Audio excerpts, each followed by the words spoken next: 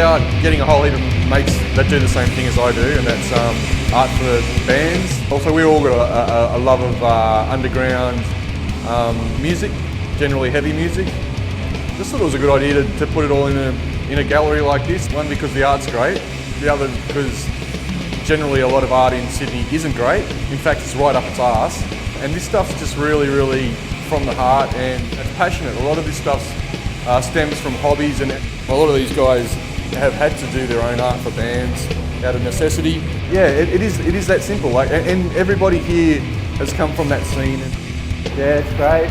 Glenno deserves a medal, I reckon.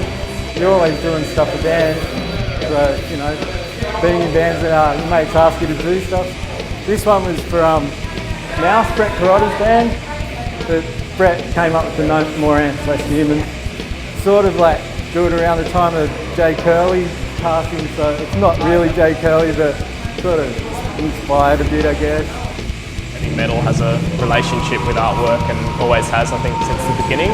So it's always fascinated me, and yeah, it's really amazing.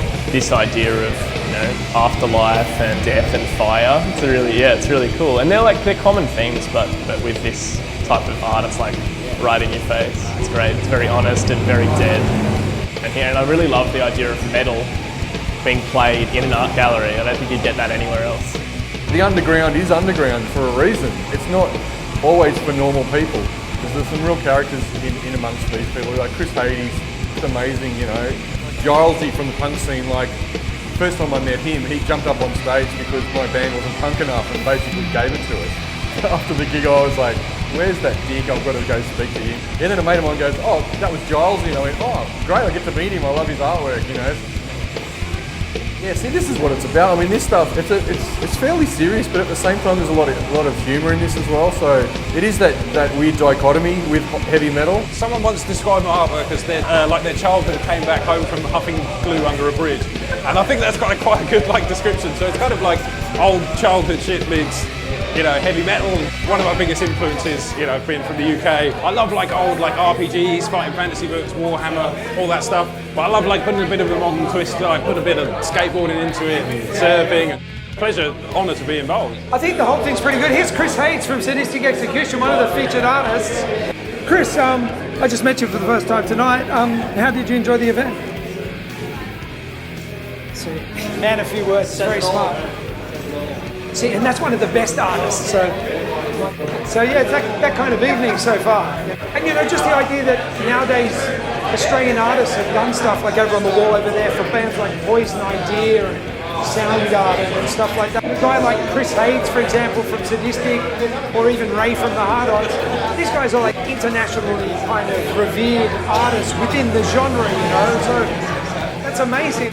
Oh, it's pretty awesome. I enjoyed the whole exhibition. Yeah, it was great just seeing all the different types of underground artists just coming together. One big showcase just to show how freaking awesome we are. And I think Australia's got so much talent to offer. Bring on the next exhibition. Come on, we need more.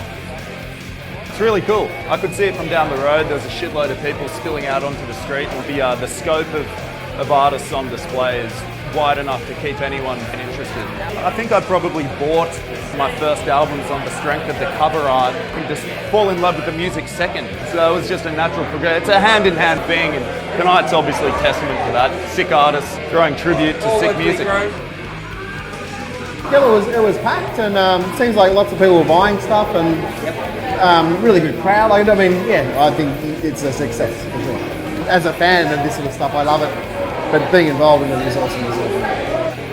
Yeah, well, everyone looks good without their skin, don't they? Some of the worst art ever to be drawn in the history of the universe is on metal album covers, and some of the best. So, well, when you put anything that's metal and especially art on in Sydney, you're hoping it'll work, and it's worked. This is the one I wanted too. It's a perfect piece of work. So yes, support metal art and punk art. Paul's left me stuck here holding his picture like this. Oh yeah, last night was great. The turnout was great. Yeah, it was really good. The place packs out really quickly, and it did. But it was full of people that should have been here. I just think people really appreciate this sort of thing. And lots was sold. Stacks were sold, and it went straight to the artist's pocket. So I'm really proud actually of everyone brought their A game. I hate to bring sport into it. Next year's going to be much bigger and it'll be more inclusive and probably more focused, and we'll have bands playing. It's all the cool things from your teenage years, all in one. And that's why this exhibition was so cool.